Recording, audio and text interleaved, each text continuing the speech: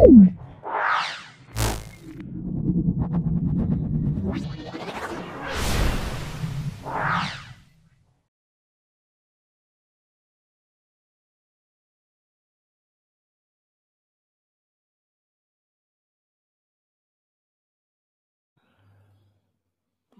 Question paper 9 দেখো আমরা solve করছি। ক্লাস 10 যারা 2026 সালে পরীক্ষা দেবে তাদের জন্য অত্যন্ত গুরুত্বপূর্ণ ভিডিও। এর আগে আমরা 8টা সেট পাবলিশ করেছি, পুরো 90 নাম্বার করে। আজকে আমরা 9 নম্বর সেটটা সলভ করছি। অবশ্যই ভিডিওটা দেখো, তোমরা ভালো করে বুঝতে পারবে। প্রত্যেকটা প্রশ্ন আমি পুঙ্খানুপুঙ্খ ব্যাখ্যা করব। আশা করা যায় তোমরা ভিডিও থেকে উপকৃত হবে। তোমাদের সকল বন্ধু বান্ধবের মধ্যে আমার যে ইউটিউব চ্যানেলের লিঙ্কটা শেয়ার করে দিও। আশা করি তোমরা প্রত্যেকটা উত্তর পাবে এবং অঙ্কের সমস্ত সমাধান আমি তোমাদের করে দেবো, এবং থিওরি যেগুলো আছে সেগুলো তোমাদের পেজ নাম্বার উল্লেখ করে দেবো। খুব ভালো করে দেখো। এখানে বলা আছে গ্রুপ এর প্রশ্নে। প্রথমে দেখো গ্রুপ এ আসছি। অতিবেগুনি রশ্মির ক্রিয়ায় সিএফসি উৎপন্ন হয় সক্রিয় ক্লোরিন পরমাণু। তাহলে সক্রিয় ক্লোরিন পরমাণু। তারপর দেখো গ্যাস সংক্রান্ত বয়েলের লেখচিত্রটা, দেখো এটা অপশন বি হবে, পিভি লেখচিত্র অপশন বি। তারপর চলে আসো 4 মোল H2 এর সঙ্গে, দেখো 4 মোল H2 এর সঙ্গে 2 মোল O2 বিক্রিয়া করে উৎপন্ন স্টিমের মোল সংখ্যা দেখে নাও। এই অঙ্কটা দেখো সলভ করে দিয়েছি। দেখো 2H2 প্লাস O2 সমান 2H2O। তাহলে এখানে দেখো 2 মোল হাইড্রোজেন থেকে 2 মোল জল পাওয়া যাচ্ছে, জল মানে স্টিম।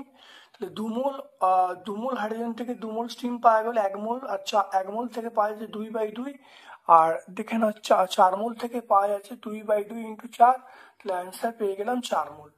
তাহলে আলোচ্য প্রশ্নের উত্তর আমরা পেয়ে যাবো কত, সেটা আমরা 4 মোল বলবো। কোন বিবৃতি সঠিক নয়? দেখো আয়তন প্রসারণ গুণাঙ্কের একক আয়তনের এককের উপর নির্ভর করে না, এটা সত্য। তারপর দেখো তরল এবং গ্যাসের দৈর্ঘ্য প্রসারণ গুণাঙ্ক থাকে না, এটা সত্য।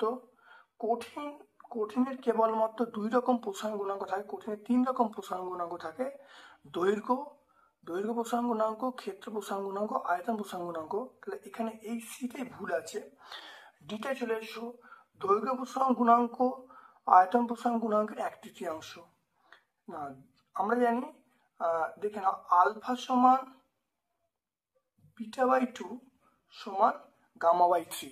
তাহলে আলফা মানে দৈর্ঘ্য প্রসারণ গুণাঙ্ক, আর বিটা মানে ক্ষেত্র প্রসারণ গুণাঙ্ক, আর গামা মানে আয়তন প্রসারণ গুণাঙ্ক। তাহলে এইটা অর্থাৎ দৈর্ঘ্য প্রসারণ গুণাঙ্ক আয়তন প্রসারণ গুণাঙ্ক 1/3, এটা সঠিক।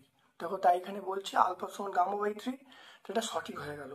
তাহলে কোনটা হবে? এখানে বলা যায় কোন বিবৃতি সঠিক নয়, তাহলে আমরা অপশন সি বলবো। উত্তল দর্পণে বক্রতা কেন্দ্র থাকে, এটা দেখো আমরা বলবো প্রতিফলক তলের পেছনে। তাহলে বক্রতা কেন্দ্র থাকে প্রতিফলক তলের পেছনে। এটা ছবিটা দেখলে তোমরা বুঝতে পারবে। এটা হলো উত্তল দর্পণ। উত্তল দর্পণটাকে উত্তল দর্পণে দেখো বক্রতা কেন্দ্র, দেখো প্রতিফলক এদিকে প্রতিফলন ঘটছে, তার উল্টো দিকে, অর্থাৎ প্রতিফলক তলের পেছনে। চলে এসো এরপর দেখো দৃশ্যমান আলোক তরঙ্গ দৈর্ঘ্য সবচেয়ে বেশি, অবশ্যই লাল বলবে, লালের সবচেয়ে বেশি, বেগুনির সবচেয়ে কম। আবিষ্ট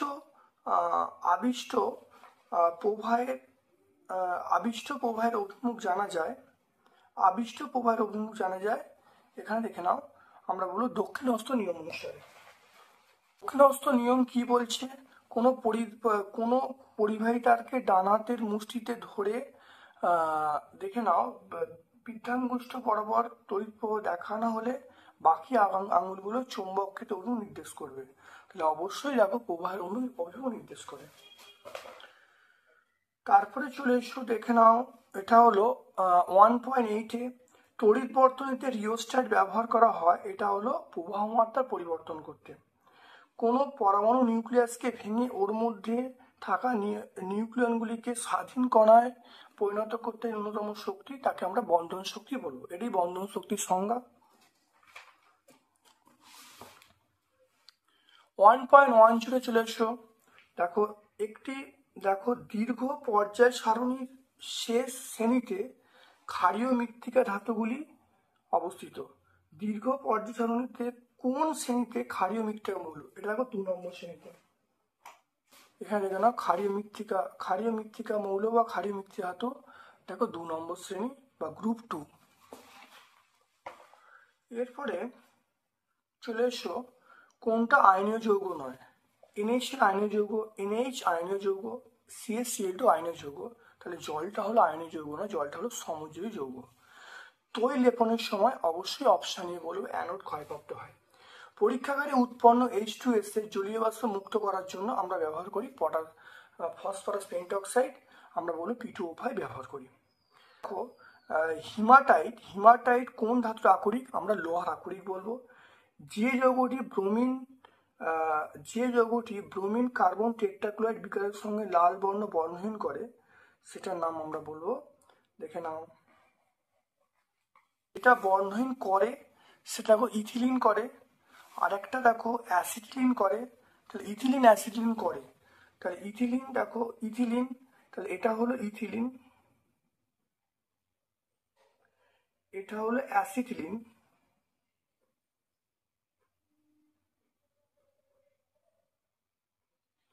আর C2H6 আর C3H6 এটাকে বলা প্রোপেন। তাহলে এগুলো কিন্তু বর্ণহীন করে, তাহলে বর্ণহীন করে না সেটা হলো C2H6, এটার নাম হলো ইথেন। এই ইথেনটা কিন্তু করে না। তাহলে আলোচ্য প্রশ্নের উত্তর আমরা বলবো ইথেন। তাহলে ইথেন কিন্তু ওই মানে কার্বন টেট্রাক্লোরাইড বিকারকের বর্ণ লালকে নীল বা লালকে বর্ণহীন করে না। তাহলে আলোচ্য প্রশ্নের উত্তর আমরা অপশন এ পাবো। এরপর দেখো গ্রুপ বি এর প্রশ্ন চলে এসো। গ্রুপ বি, বায়োমাস শক্তি কি? এটি কি পুনর্নবীকরণযোগ্য? দেখো বায়োমাস শক্তি অর্থাৎ কৃষিজাত বর্জ্য, পচা গলা, আখের ছিবড়ে, ভুসি থেকে বায়োমাস পাওয়া যায়। তাহলে বায়োমাসে যে রাসায়নিক শক্তি জমা থাকে তাকে বায়োমাস শক্তি বলবো। তাহলে বায়োমাস শক্তি পুনর্নবীকরণযোগ্য শক্তি, কারণ এগুলো অনবরত তৈরি করা যায়। তাহলে দেখে নাও বায়োমাস পুনর্নবীকরণযোগ্য শক্তি, এখানে বায়োমাস পুনর্নবীকরণযোগ্য শক্তির উৎস, কারণ তাহলে বায়োমাস হলো পুনর্শক্তির উৎস, কারণ এগুলো বারবার তৈরি করা যায়। এরপর চলে এসো ট্রপোস্ফিয়ারে প্রতি 1000 মিটার উচ্চতা বৃদ্ধিতে 6.4 ডিগ্রি সেন্টি উষ্ণতা হ্রাস পায়। এটা দেখে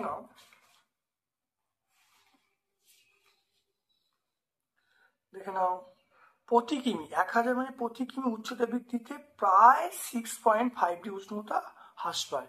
এখানে প্রায় আছে, প্রায় থাকার জন্য আমরা 6.5 এবং 6.4 প্রায় একই বলবো।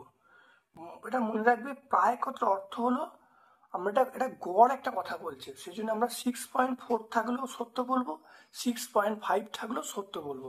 তাহলে এই বিবৃতিটা আমরা কিন্তু অবশ্যই সত্য বলবো, খুব ভালো করে মনে রাখবে, এখানে কোনো কনফিউজ হওয়ার কোনো ব্যাপার নেই। আমরা অবশ্যই বিবৃতিটা কিন্তু আমরা সত্য লিখবো, মিথ্যা একদম লিখবো না, এটা সত্যই হবে।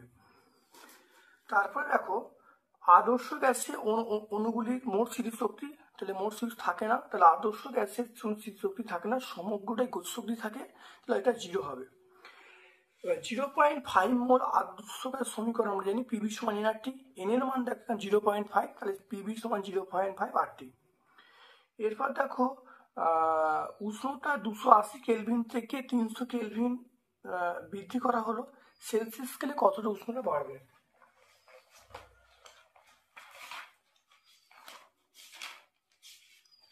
দেখে না, উষ্ণতা বৃদ্ধি আমরা বলবো 300 - 280 সমান আমরা বলবো 200 কেলভিন বলবো। তাহলে সেলসিয়াস স্কেলে উষ্ণতা হবে দেখো 200 ডিগ্রি সেন্টিগ্রেড। তাহলে কত উষ্ণতা হবে? আমরা বলবো 20 ডিগ্রি সেন্টিগ্রেড। তাহলে দেখো উষ্ণতা বৃদ্ধি হবে 300 - 280, তাহলে 20 কেলভিন হবে। আর সেলসিয়াস স্কেলে উষ্ণতা যেটা হবে সেটা 20 ডিগ্রি সেন্টিগ্রেড। মনে রাখবে এই স্কেলে যেটা বাড়বে সেলসিয়াস স্কেল সেটাই দেখাবে। তাহলে সেই জন্য 20 ডিগ্রি কেলভিন আর 20 সেন্টিগ্রেড একই হবে।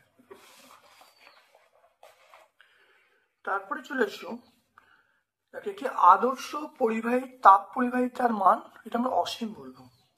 কোনো কোনো পরিবাহীর বেদ প্রস্থচ্ছেদের ক্ষেত্রফল অপরিবর্তিত থাকলে পরিবাহী রোধ এবং তাপ পরিবাহিতার মধ্যে সম্পর্ক।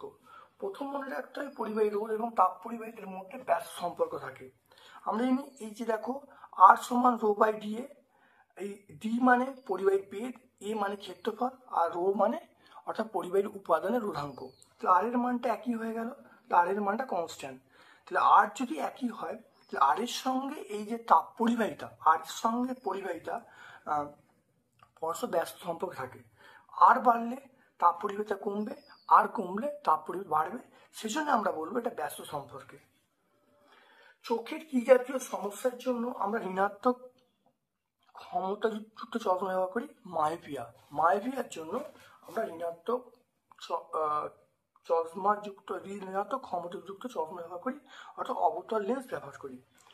তারপর দেখো উত্তল দর্পণের বস্তু যেখানেই থাকুক না কেন প্রতিবিম্ব সর্বদা কোথায় গঠিত হবে?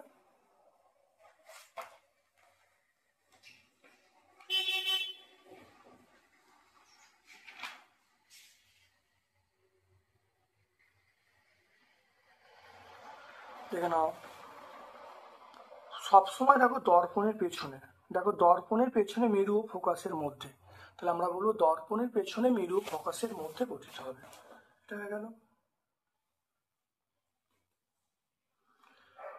কারণ উত্তল দর্পণে প্রতিবিম্ব ছোট হয়, সেজন্য মেরু ফোকাসের মধ্যে গঠিত হবে এবং পেছনে। উদীয়মান সূর্যের রং লাল হয় কারণ আলোর বিক্ষেপণ ধর্মের জন্য। যদি বাল্যচক্রের প্রবাহমাত্রা উল্টে দেওয়া হয়, তাহলে বাল্যচক্রের প্রবাহমাত্রা এবং চৌম্বক ক্ষেত্রের উভয় উল্টে দিলে তাহলে চক্রটি ঘূর্ণনের অভিমুখ উল্টে যাবে। এটা মিথ্যা। কারণ মনে রাখবে বাল্যচক্রের প্রবাহের অভিমুখ উল্টে দিলে তাহলে ঘূর্ণন উল্টে যাবে, আবার চুম্বক ক্ষেত্রে উল্টে দিলে উল্টে যাবে। তাহলে দুবার উল্টে যাওয়া মানে বাল্যচক্রের ঘূর্ণনটা সোজা হয়ে যাবে। তাহলে এটা উল্টে যাবে না, সোজা হয়ে থাকলে সত্য হতো, এটার জন্য মিথ্যা। পরিবর্তী প্রবাহের ক্ষেত্রে প্রবাহমাত্রা লেখচিত্র দেখে নাও।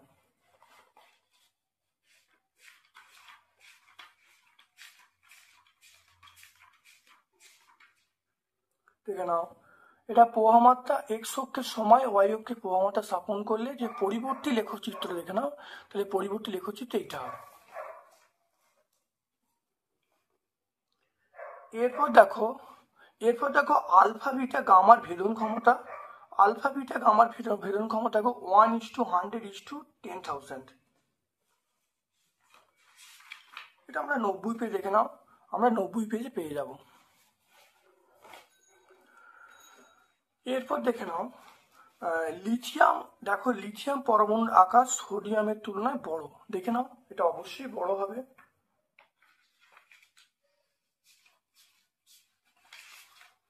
দেখে নাও, দেখো লিথিয়ামটা, দেখো সোডিয়ামটা বড় হবে তাই লিথিয়ামটা ছোট হবে। তাই লিথিয়াম পরমাণু আকারের তুলনায় সোডিয়ামের আকার এটা অবশ্যই বড় হবে। দেখে নাও, দেখো লিথিয়াম ছোট হবে, সোডিয়াম বড় হবে, তাই লিথিয়াম লেস দেন সোডিয়াম, তাহলে সোডিয়ামটা বড় হবে লিথিয়ামের চেয়ে। তাহলে আমরা অপশন ডি বলবো।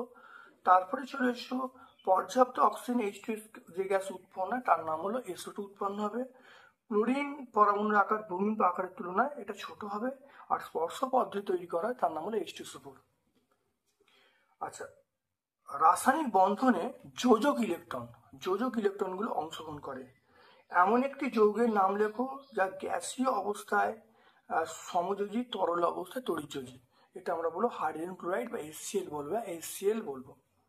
তারপর দেখো তড়িৎ বিশ্লেষণ পদ্ধতিতে কপার ধাতু পরিশোধনের অবিশুদ্ধ কপার দণ্ড, এটা আমরা বলবো অ্যানোড হিসাবে। আমরা কি বলবো? অবিশুদ্ধ কপার দণ্ড আমরা বলবো অ্যানোড হিসাবে।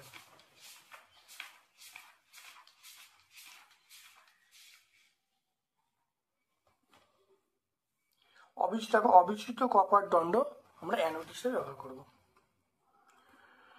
এরপর দেখো ধাতব সালফেটের গলীয় অবস্থায় তড়িৎ বিশ্লেষণ বিক্রিয়া হলো M3+ ইলেকট্রন, এটা M উৎপন্ন হলো।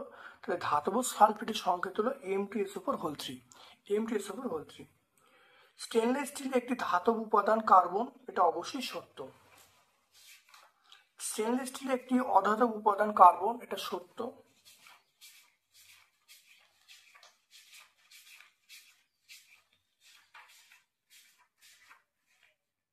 দেখো স্টেনলেস স্টিলে দেখো একটা উপাদান কার্বন থাকে, দেখো এর উপাদানগুলো লোহা থাকে, ক্রোমিয়াম থাকে, নিকেল, এগুলো সবই ধাতু, সামান্য কার্বন থাকে, কার্বনটা অধাতু। তারপর দেখে নাও সমুদ্রময় জাহাজে মরতে থাকার কারণ, এটা Cl মাইনাস আয়ন। ক্যাথোডীয় সংরক্ষণে ম্যাগনেসিয়াম ধাতু ব্যবহার করা হয়। CH3CH এটা 2 মিথাইল প্রোপেন, এটা নাম হলো ইউপ্যাক নাম 2 মিথাইল প্রোপেন। কোন অজৈব যৌগ থেকে সর্বপ্রথম পরীক্ষা ইউরিয়া তৈরি হয়? এটা হলো ammonium cyanate. Ammonium cyanate NH4CnO। NH4CnO। পিভিসির মনোমারের নাম।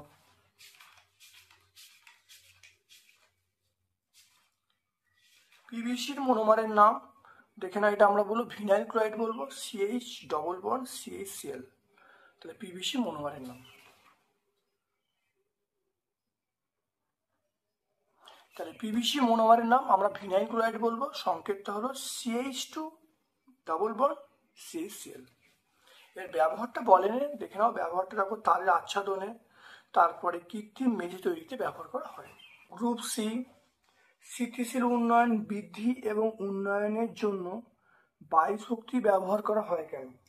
স্থিতিশীল উন্নয়নের বৃদ্ধি এবং স্থিতিশীল বৃদ্ধি এবং উন্নয়নের জন্য সৌরশক্তি, বায়ু শক্তি, জোয়ার ভাটার শক্তি এগুলো ব্যবহার করা হয়। এর দেখে নাও কেন ব্যবহার করা হয়। বায়ু শক্তি ব্যবহার করার কারণ হলো, দেখো বায়ু শক্তিকে কাজে লাগিয়ে উইন্ড মিলে টারবাইন ঘুরে বিদ্যুৎ উৎপন্ন করা যায়। নাম্বার 2 হলো বায়ু শক্তির সাহায্যে উৎপন্ন বিদ্যুৎ গম পেশাই করতে, জলসেচ এবং জল তোলার কাজে ব্যবহার করা যায়। তারপর দেখে নাও শস্য সংরক্ষণের জন্য গুদামের শীততাপ যন্ত্র, এটা মানে শীততাপ যন্ত্র চালু রাখা যায়। এটা এই কারণের জন্য শীততাপ যন্ত্র চালু রাখা যায়। তাহলে এখানে দেখে নাও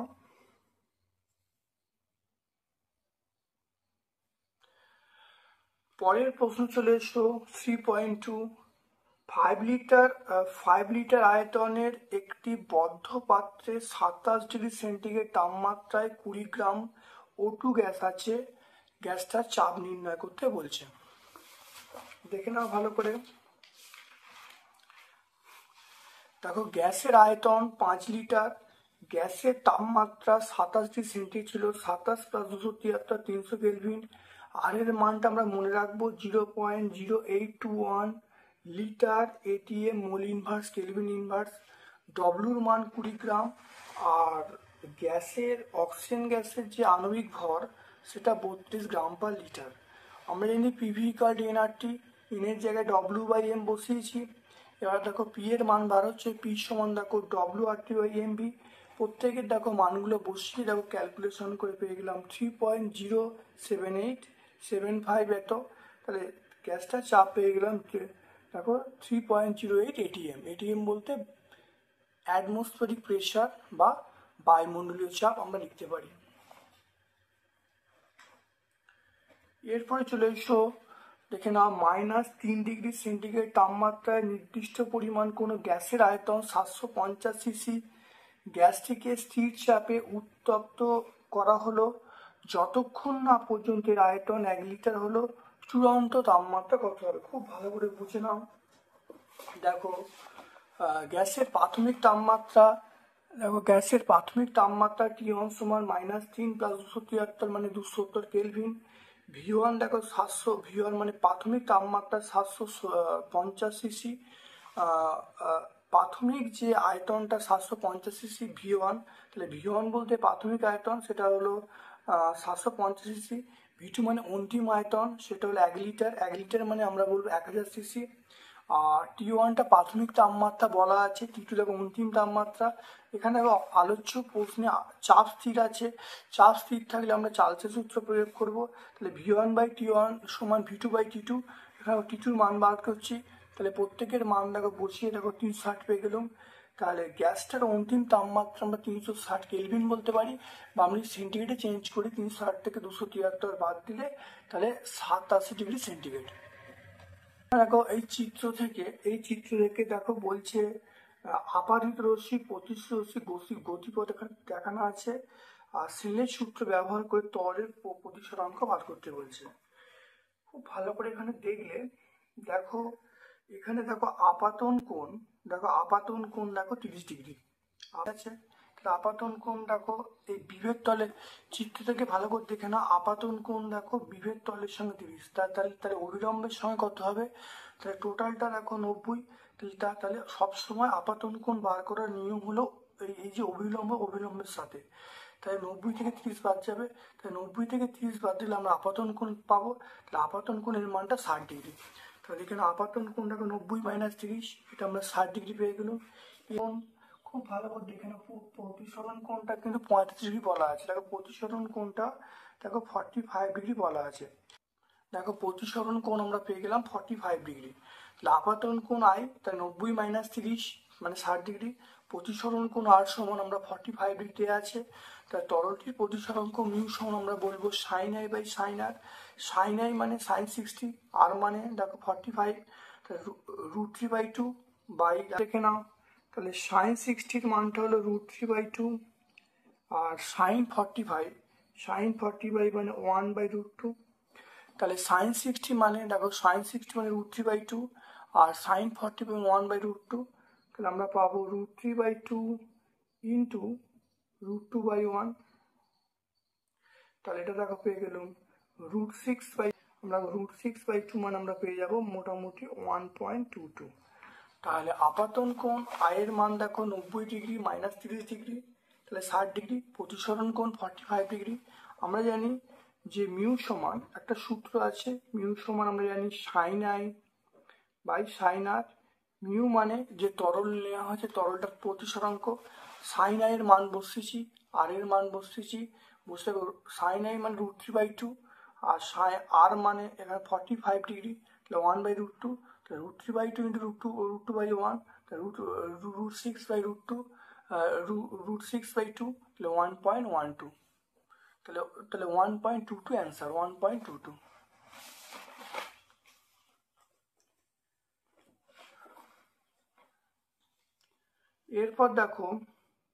এরপর তোমরা চলে এসো, দেখো অনেকগুলো অঙ্ক আছে, খুব ভালো করে অঙ্কগুলো প্র্যাকটিস করবে।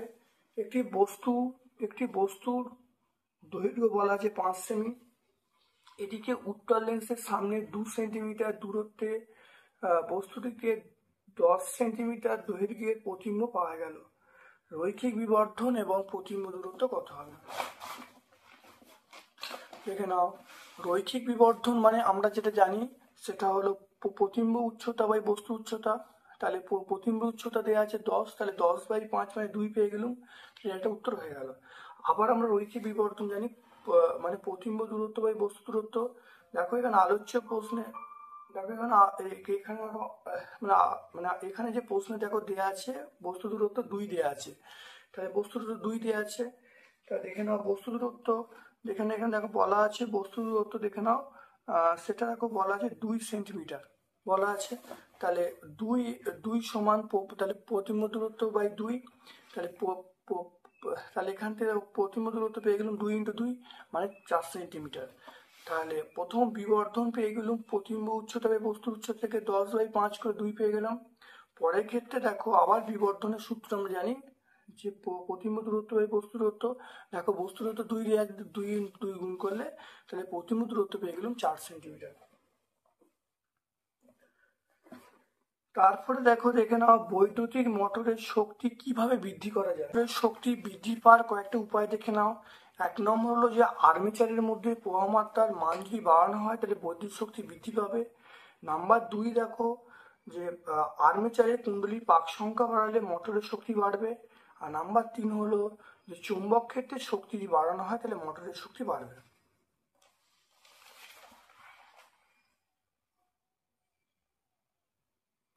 এটাকে নাও পার্টটাকে নাও CCl4 লুইস স্ট্রস ডায়াগ্রাম এঁকে CCl4 সমযোজী বন্ধন গঠিত করো। তাহলে CCl4 লুইস ডট ডায়াগ্রাম এঁকে দেখাও CCl4 সমযোজী বন্ধন তৈরি করে। এখান থেকে দেখো বোঝা যাচ্ছে, দেখো CCl4 দেখো সমযোজী বন্ধন তৈরি করা হয়েছে, এখান থেকে পরিষ্কার হবে এটা সমযোজী বন্ধনের চিত্র। এর পরের প্রশ্ন চলে এসো, দেখো প্রমাণ করো CO2 অণুতে নিঃসঙ্গ ইলেকট্রন জোড় এবং বন্ধন ইলেকট্রন জোড়ের অনুপাত 1:1।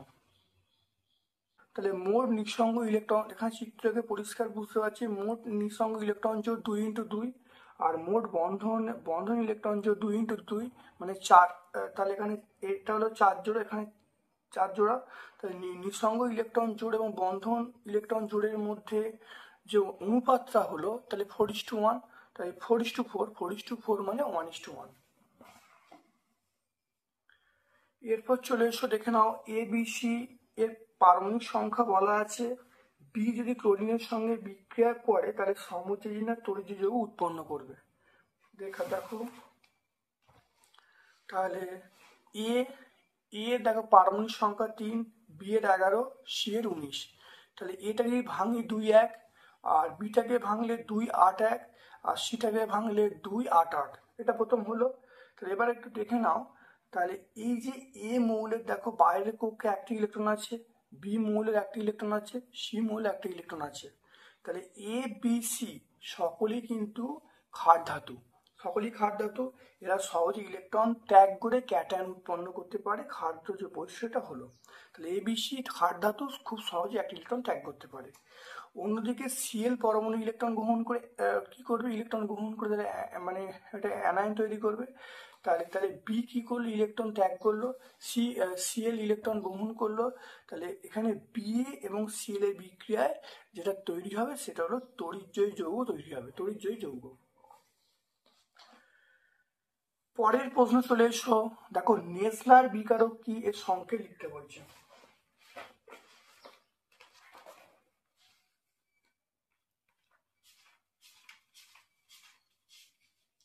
দেখে নাও নেসলার বিকারক। দেখো নেসলার বিকারক হলো পটাশিয়াম মার্কিউরেট আয়োডাইডের জলীয় দ্রবণ। এটা ক্ষারীয় প্রকৃতির হয়, সংকেত হলো K2HgI4। এটা আমরা 120 পেজে পাবো। পরেরটা দেখে নাও, দেখো সোডিয়াম অ্যালুমিনেটের জলীয় দ্রবণে সোডিয়াম ক্লোরাইডে, তাহলে সোডিয়াম অ্যালুমিনেটের জলীয় দ্রবণে সোডিয়াম ক্লোরাইড সব ফোটানো হলো, কি ঘটবে সমীকরণ দিতে বলছে। দেখো সোডিয়াম, দেখে নাও সোডিয়াম অ্যালুমিনেট, তাহলে NaAlO2, তার সঙ্গে দেখো NH4Cl প্লাস H2O, এটা জল দিয়ে ফোটানো হচ্ছে। ফোটানো হলে দেখো সাদা বর্ণে অধক্ষেপ পড়বে, সেটা হলো অ্যালুমিনিয়াম হাইড্রক্সাইড সাদা অধক্ষেপ পড়বে, তার সঙ্গে NaCl উৎপন্ন করবে এবং তীব্র ঝাঁঝালো যে গ্যাস সেটা অ্যামোনিয়া উৎপন্ন হবে। খুব ভালো করে বিক্রিয়াটা মনে রাখবে, এটা হলো সাদা অধক্ষেপ, আর তীব্র ঝাঁঝালোযুক্ত গ্যাস সেটা অ্যামোনিয়া উৎপন্ন হবে।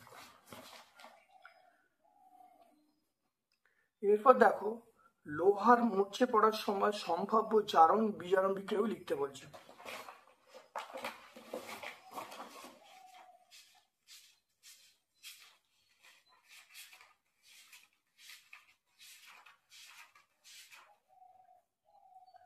দেখো লোহার মরচে পড়ায় এখানে দেখো জারণ বিজারণ বিক্রিয়া লেখা হয়েছে, আর সামগ্রিক বিক্রিয়া এটা।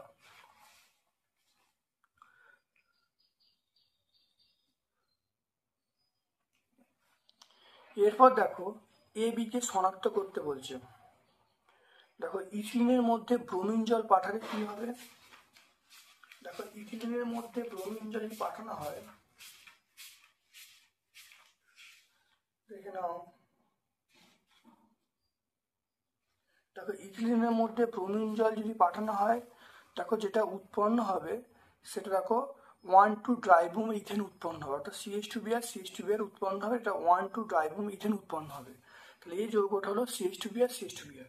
আর তার মধ্যে যদি আমি ধরো KH দ্রবণ যোগ করা হয়, তাহলে যেটা উৎপন্ন হবে সেটার নাম হলো অ্যাসিটিলিন, CH, অর্থাৎ এর মধ্যে আমি KH দ্রবণ যোগ করি, তাহলে উৎপন্ন হবে অ্যাসিটিলিন CH।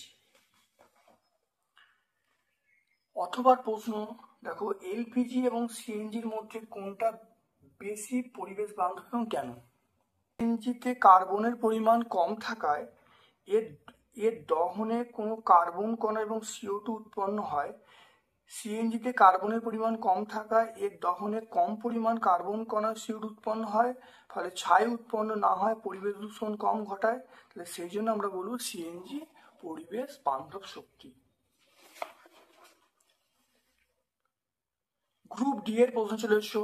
গ্রুপ ডি, দেখো বয়েলের সূত্রটি, দেখে নাও বয়েলের সূত্রটি বিবৃত করো এবং সূত্রটিকে গাণিতিকভাবে প্রকাশ করতে বলছে।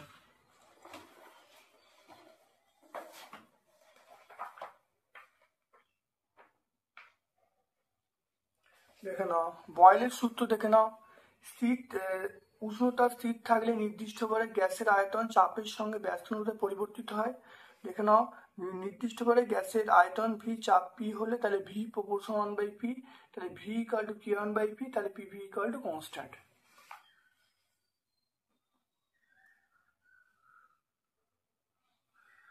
তারপরে দেখো 4.2 এর প্রশ্ন চলে এসো। 4.2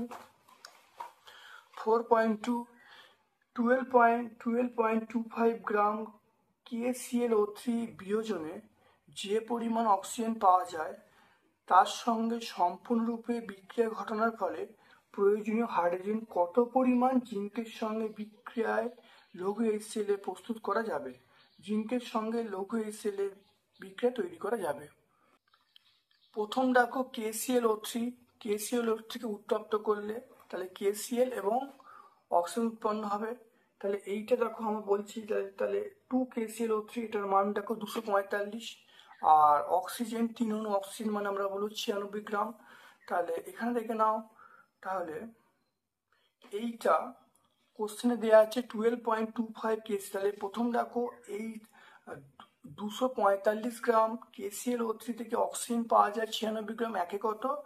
আর দেখো বলা আছে 12.25 করলে দেখো 96 ইন্টু 12.25 বাই 245 করলে দেখো 4.8, এটা অ্যান্সারটা হবে, 4.8টা হবে। তারপরে দেখো দেখে নাও অক্সিজেন প্লাস হাইড্রোজেন বিক্রিয়া হলো 2H2O। তাহলে এখানে দেখে নাও, তাহলে দেখে নাও 32 গ্রাম, দেখো এখানে 32 গ্রাম, তাহলে 32 গ্রাম অক্সিজেন বিক্রিয়া করে কত? 4 গ্রাম জলের সঙ্গে। তাহলে 4.8 যেটা অক্সিজেন বেরোলো সেখান থেকে কত দেখো হাইড্রোজেন পাওয়া যাবে, সেটা হাইড্রোজেনের পরিমাণ পেয়ে গেলাম 0.6 গ্রাম। তাহলে এখান থেকে এই যে অক্সিজেনটা থেকে কত হাইড্রোজেন পাওয়া যাবে তার মান হলো 0.6 গ্রাম আমরা করতে পারি। তারপরে দেখে নাও Zn plus HCl, Zn plus 2HCl, ZnCl2 plus HCl plus H2। তাহলে Zn প্লাস 2HCl সমান আমরা বলবো ZnCl2 প্লাস H2। এখানে দেখে নাও তাহলে 2 গ্রাম, দেখো 2 গ্রাম হাইড্রোজেন থেকে 65 গ্রাম জিঙ্ক পাওয়া যাবে। তাহলে 2 গ্রাম হাইড্রোজেন থেকে জিঙ্ক পাওয়া যাবে 65, একে কত? আর এখানে 0.6 করলে দেখো উত্তর পাওয়া যাচ্ছে 19.5। এখানে একটা খুব ইম্পর্টেন্ট ট্রিক্স আছে, জায়গাটা মনে রাখতে হবে। দেখো এখান থেকে পাওয়া যাচ্ছে অক্সিজেন, কিন্তু আমাকে কিন্তু এখানে দেখো এই বিক্রিয়াটা দেখো কিন্তু উৎপন্ন হবে হাইড্রোজেন, সেই জন্য আমরা একটা এক্সট্রা পার্ট কিন্তু জলের সাপেক্ষে করে নেব। অর্থাৎ প্রথমে আমরা ওই 12.25 KClO3 থেকে অক্সিজেন পাওয়া যাবে 4.8, তারপরে সেই অক্সিজেন থেকে কতটা হাইড্রোজেন পাওয়া যাবে সেটা বার করে নেওয়া হলো। তাহলে হাইড্রোজেনের পরিমাণ দেখো 0.6 গ্রাম। এরপরে বিক্রিয়া লিখবো Zn প্লাস 2HCl সমান ZnCl2 প্লাস H2। এবার 2 গ্রাম H2 থেকে জিঙ্ক পাওয়া যাবে 65 গ্রাম, একে কত? 0.6 কত? এটা করলে দেখো 19.5 গ্রাম। সালফাইডের সঙ্গে লঘু সালফার বিক্রিয়ায় 1.7 গ্রাম হাইড্রোজেন সালফাইড গ্যাস পেতে কত গ্রাম ফেরাস সালফাইড প্রয়োজন হবে? দেখে না ভালো করে। এটা এফিএস উপর দেখো এফিএস প্লাস H2S সমান আমরা বলবো এফিএস উপর প্লাস H2S। তাহলে এইটা হলো 88 গ্রাম, এটা হলো 34 গ্রাম। তাই 34 গ্রাম H2S উৎপন্ন করতে 88 গ্রাম এফিএস বা ফেরাস সালফাইড প্রয়োজন, একে কত? আর 1.7 কত করলে উত্তর পেয়ে যাবে দেখো 4.4 গ্রাম এফিএস প্রয়োজন।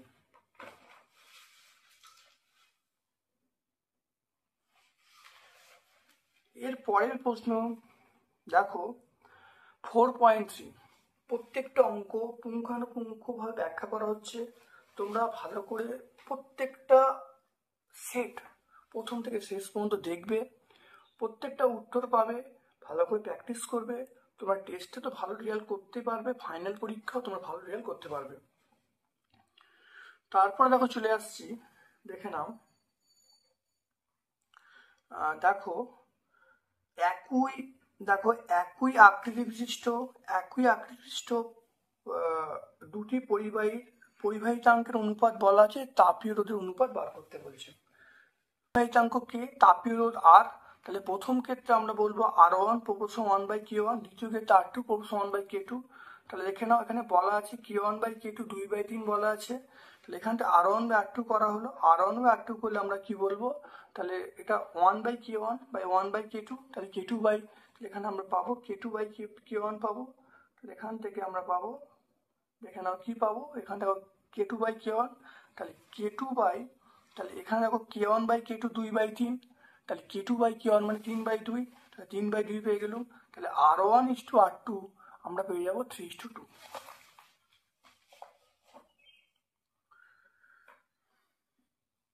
দেখো তাপ পরিবাহিতাঙ্কে সিজিএস একক ভাগ বলতে হবে, তাপ পরিবাহিতাঙ্কে সিজিএস একক। দেখো calorie, semi inverse, degree centigrade inverse, second inverse.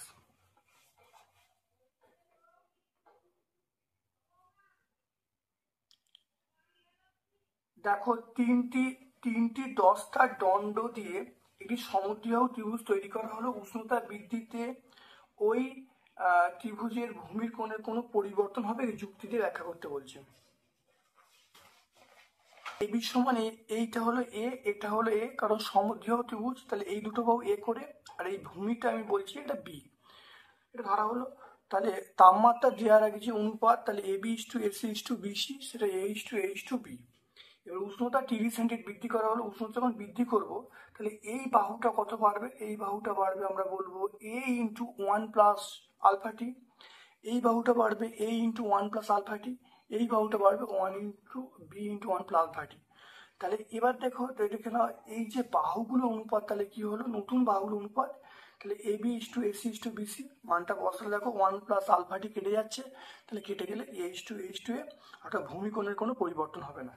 এখানে একটা প্রশ্ন হচ্ছে, অনেকে বুঝতে পারবেন হয়তো, এই A*1+αT কেন গুণ করা হচ্ছে, একটু ভালো করে দেখে নাও। আমরা জানি যে আলফার যে সমীকরণ আমরা জানি L2 - L1 by L1 into T, L1 into T. তাহলে L2 আমরা জানি আলফা সমান L2 - L1 by L1 into টি। টি মানে আমরা ধরেছি T2 - T1টাকে আমরা টি ধরেছি। এবার দেখো ক্রস মাল্টিপ্লিকেশন করছি, তাহলে L2 - L1, তাহলে L1 আলফা টি। তাহলে এখান থেকে দেখো আমরা বলবো L2 সমান L1, তাহলে L1 আলফা টি। তাহলে এখান থেকে দেখে নাও, তাহলে L2 সমান L1, তাহলে 1+αT। তাহলে এখানে দেখা যাচ্ছে যে অন্তিম দৈর্ঘ্য হবে প্রাথমিক দৈর্ঘ্য ইন্টু 1+αT। তাহলে এখানে তাহলে প্রাথমিক দৈর্ঘ্য কত ছিল, তাহলে এখানে এ ছিল, তাহলে সেই জন্য দেখো এ এর সঙ্গে 1+αT প্রত্যেকের গুণ হবে, কারণ এটা হলো একটা সমীকরণ। তাহলে L2 সমান L1 1+αT। তাহলে পরিবর্তন বার করার নিয়ম হলো আসলটার সঙ্গে 1+αT গুণ হবে। দেখো আসলটার সঙ্গে দেখো 1+αT তো গুণ হয়েছে, এই জন্য আলফাটি কিন্তু উভয় পক্ষে কিন্তু গুণ করা হয়েছে, মানে সব পার্টে গুণ করা হয়েছে, অর্থাৎ অনুপাত পেয়ে গেলাম A:B, তাহলে ভূমিকোণের কোনো পরিবর্তন ঘটবে না। 4.4-এ বস্তুর কোন অবস্থানে উত্তল লেন্সের সাহায্যে শর্টবিম্ব গঠিত হয়। দেখো যখন 2F এর বাইরে থাকবে তখন শর্টবিম্ব গঠিত হয়েছে, তাহলে আমরা বলবো, তাহলে শর্টবিম্ব গঠন ছবিটা আঁকবে। এখানে দেখো কি হবে, প্রতিবিম্বটা খর্বকায় হবে, আর এটা হলো বস্তুর সাপেক্ষে উল্টো হবে, প্রতিবিম্বটা অবশ্যই অবশিষ্ট হবে।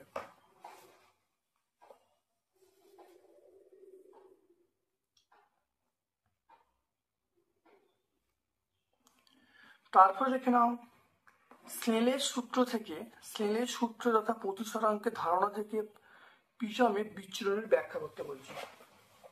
স্নেলের সূত্রের সাহায্যে দেখো বিচরণ ব্যাখ্যা আমরা এখানে পেয়ে যাবো, ভালো দেখে নাও। সেলের সূত্রের সাহায্যে বিচরণ ব্যাখ্যা করা আছে, একটু বড় আছে, এখান পর্যন্ত লিখলেই হবে।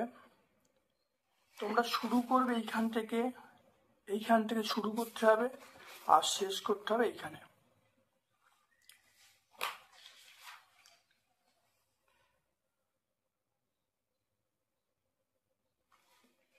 তারপরে দেখে নাও সমতল দর্পণের বক্রব্যাসার্ধর মানটা আমরা অসীম বলবে, অসীম।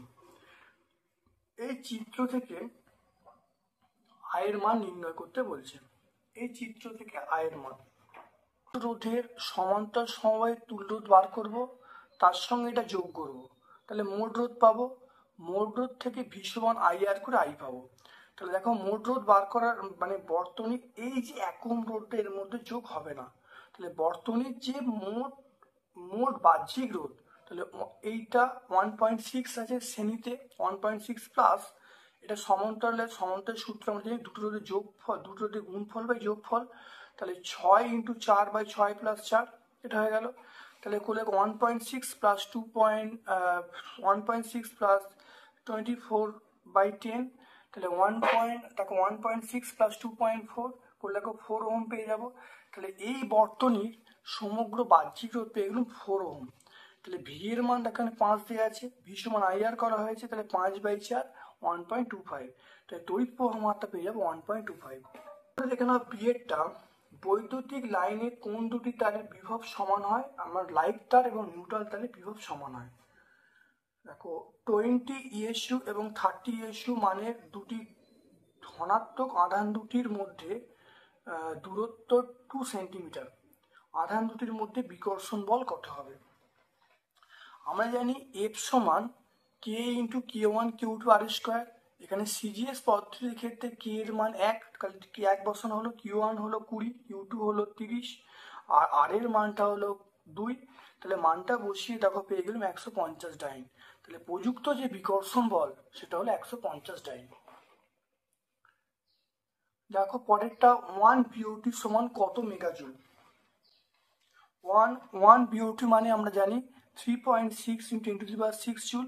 এবার 10⁶ দিয়ে ভাগ করলে তাহলে আমরা এখানে কিলো, এখানে আমরা 10⁶ দিয়ে ভাগ করলে আমরা কি পাবো? মেগাজুল পাবো। 10⁶ দিয়ে ভাগ করলে আমরা মেগাজুল পাবো, তাহলে 3.6 মেগাজুল। তাহলে এখানে পেয়ে গেলাম 1 বিওটি মানে 3.6 মেগাজুল।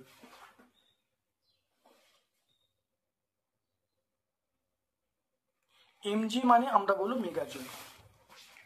তাই তড়িৎ প্রবাহের তাপীয় ফল সংক্রান্ত জুলের সূত্রগুলো লিখতে বলছে, খুব ভালো করে দেখে নেবে জুলের 3টে সূত্র। তারপর দেখো ফ্লেমিংয়ের বামহস্ত মধ্যমার কি নির্দেশ করে? মধ্যমা অবশ্যই তড়িৎ প্রবাহ নির্দেশ করে। দেখো ফ্লেমিংয়ের বামহস্ত দেখে না মধ্যমা তড়িৎ প্রবাহ নির্দেশ করছে। তারপর চলে এসো 4.8 এর প্রশ্নে, এই অ্যাটম থেকে বা এই পরমাণু থেকে 3টি বিটা কণা বেরোলো, যে নিউক্লিয়াস গঠিত হবে তার ভর সংখ্যা এবং প্রোটন সংখ্যা কত হয় বার করতে বলছে।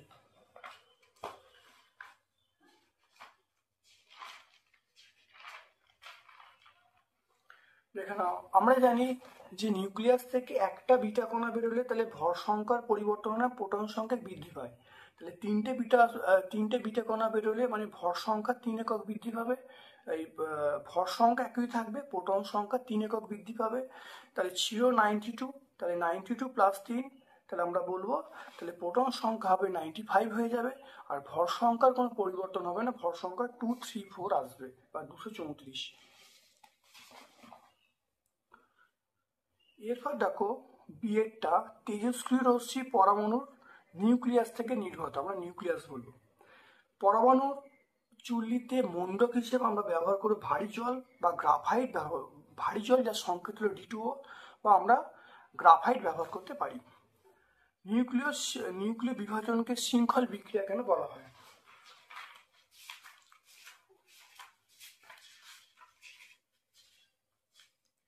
দেখে নাও প্রথমে এখানে ব্যাপারটা বুঝে নাও। অর্থাৎ ইউরেনিয়ামকে একটা নিউট্রন দিয়ে আঘাত করলে দেখো 3টে নিউটন পাওয়া যাবে, তাহলে সেই 3টে নিউটন থেকে আমরা 9টা নিউটন পাবো। সেই 9টা নিউটন কী হবে, 9টা আলাদা অ্যাটমকে আঘাত করবে, তাই 9টা থেকে আমরা 27টা পাবো, 27টা থেকে আমরা কিন্তু 81টা পাবো। এইরকমভাবে কিন্তু মানে অনবরত ইলেকট্রন সংখ্যা বাড়বে এবং শক্তি উৎপন্ন বাড়বে, অর্থাৎ শৃঙ্খল আকারে এই বিক্রিয়া চলতে থাকবে, সেই জন্য এর অপর নাম শৃঙ্খল বিক্রিয়া। আমরা এই এই বিক্রিয়া থেকে শুরু করব, এই শৃঙ্খল বিক্রিয়া বলে লিখলেই হবে।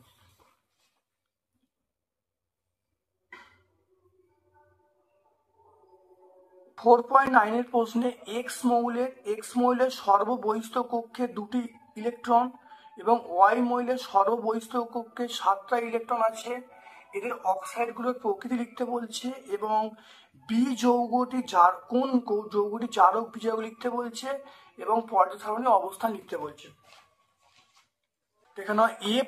দেখে নাও এক্স মৌলের সর্ববহিস্থ কক্ষপথে 2টি ইলেকট্রন, ওয়াই মৌলের সর্ববহিস্থ কক্ষে 7টি ইলেকট্রন বর্তমান। তাহলে যেহেতু এক্স মৌলের সর্ববহিস্থ কক্ষে 2টো ইলেকট্রন, তাই আমরা বলবো ক্ষারীয় মৃত্তিকা মৌল। আর ওয়াই মৌলের সর্ববহিস্থ 7টা ইলেকট্রন, সেগুলোর জন্য আমরা বলবো অবশ্যই হ্যালোজেন মৌলটা বলবো। আর তাহলে এক্সটা তাহলে কি হবে, এক্সটা অবশ্যই বিজারক হবে, ওয়াইটা জারক হবে। আর তাহলে তাহলে এই এক্স মৌলটা 2 নম্বর শ্রেণীতে, আর ওয়াই মৌলটা আমরা বলবো যেহেতু হ্যালোজেন শ্রেণী, তাহলে আমরা বলবো 17 নম্বর শ্রেণীতে অবস্থান করছে। দেখে নাও এই মৌলগুলোকে, দেখো অথবার প্রশ্ন, দেখে নাও এই মৌলগুলোকে বলা আছে তড়িৎ ঋণাত্মকতা অনুসারে সাজাতে বলছে। এই মৌলগুলো তড়িৎ ঋণাত্মকতা অনুসারে ঊর্ধ্বক্রমে, এই মৌলটাকে বলা হচ্ছে আয়নন শক্তি অনুসারে অধক্রমে, আর এগুলোকে বলা আছে মানে অধাতব ধর্মের নিম্নক্রমে সাজাতে বলছে। দেখে নাও যখন এইগুলো হলো 3 নম্বর পর্যায় মৌল, তাই 3 নম্বর পর্যায় মৌলগুলো সাজালে আমরা পাবো প্রথমে এমজি, তারপর এসআই, তারপর পি, তারপর এসসিএল। আর এই মৌলগুলোকে দেখো আমরা যদি ঊর্ধ্বক্রমে সাজাই, আয়নন শুধু ঊর্ধ্বক্রমে, এগুলো 2 নম্বর শ্রেণীর মৌল, প্রথমে বিএ, তারপর এসআর, তারপর সিএ, তারপর এমজি। আর এইগুলোকে দেখো মানে অধাতব ধর্মের নিম্নক্রম সাজালে, মানে অধব ধর্ম নিম্নক্রম বলতে বড় থেকে ছোট, তাহলে প্রথমে এলআই হবে, তারপর এনএ হবে, তারপর কে হবে, তারপর সিএস হবে, তাহলে এলআই এনএ কে সিএস।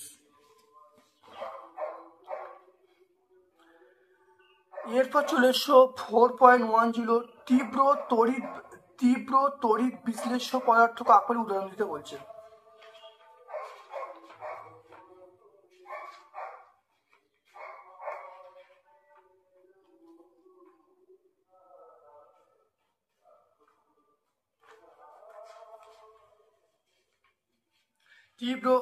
তীব্র তড়িৎ বিশ্লেষ্য অর্থাৎ গলিত বা দ্রবীভূত অবস্থায় যে সকল পদার্থ তড়িৎ পরিবহন করতে পারে অতি বেশি মাত্রায়, তার তীব্র তড়িৎ বিশ্লেষ্য পদার্থ বলবো, যেমন HCl, H2SO4, HNO3 এগুলো বলবো।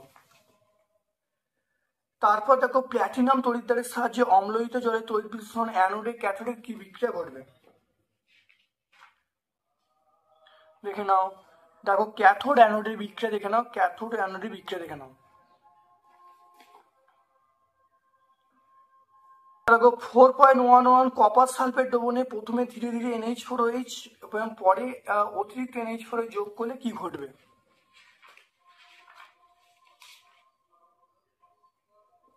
দেখে নাও, দেখো ভালো করে, কপার সালফেটের দ্রবণের সঙ্গে দেখো প্রথমে CH4 দ্রবণ যোগ করা হলো প্রথম ধীরে ধীরে, পরে যদি আরো বেশি মাত্রা যোগ করা হয় তাহলে কি উৎপন্ন হবে, সেটা হলো অ্যামোনিয়াম হাইড্রোক্সাইড দ্রবীভূত হবে এবং জটিল যৌগ সেটা কিউপ্রে অ্যামোনিয়াম উৎপন্ন হবে।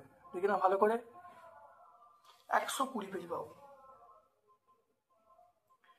তারপর দেখে নাও কিভাবে ইথিলিন এবং ইথেনের পার্থক্য নির্ণয় করা হয়।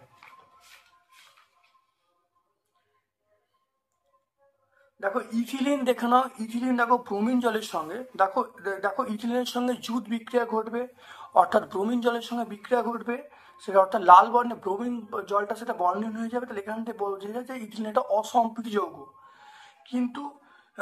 কিন্তু দেখো এখানে ইথেনে এরকম কোনো বিক্রিয়া ঘটবে না, ইথেনের এরকম কোনো বিক্রিয়া নেই।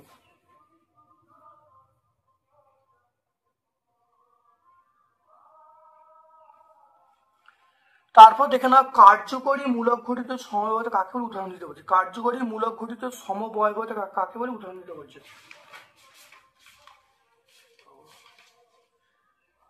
দেখে নাও কার্যকরী মূলক ঘটিত সমবায়বতা, দেখে নাও একটা উদাহরণ দেখে নাও, সংজ্ঞাটা এখানে পেয়ে যাবে। আর উদাহরণ দেখো C2H6O, এদের নাম দেখো, একটার নাম হলো ইথাইল অ্যালকোহল আর একটার নাম হলো ডাইমিথাইল ইথার।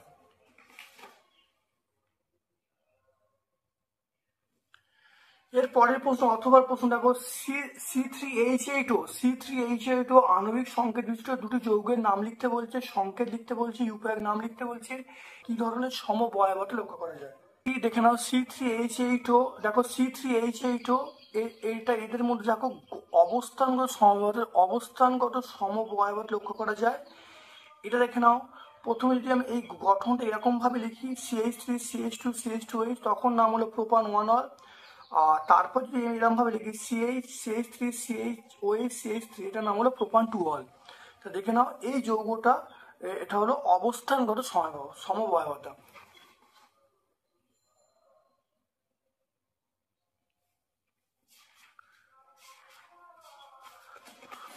তাহলে আজকে আমরা 9 নম্বর সেটটা সম্পূর্ণ ব্যাখ্যা করলাম। ভিডিওটা প্রথম থেকে শেষ পর্যন্ত দেখো, অত্যন্ত কার্যকরী ভিডিও। যারা টেনে পড়ছো তারা অত্যাধিক ভালো করে ভিডিওগুলো দেখবে, তোমরা প্রত্যেকটা উত্তর পুঙ্খানুপুঙ্খভাবে পাবে। আমার পক্ষ থেকে সকলকে ধন্যবাদ এবং শুভকামনা জানাচ্ছি।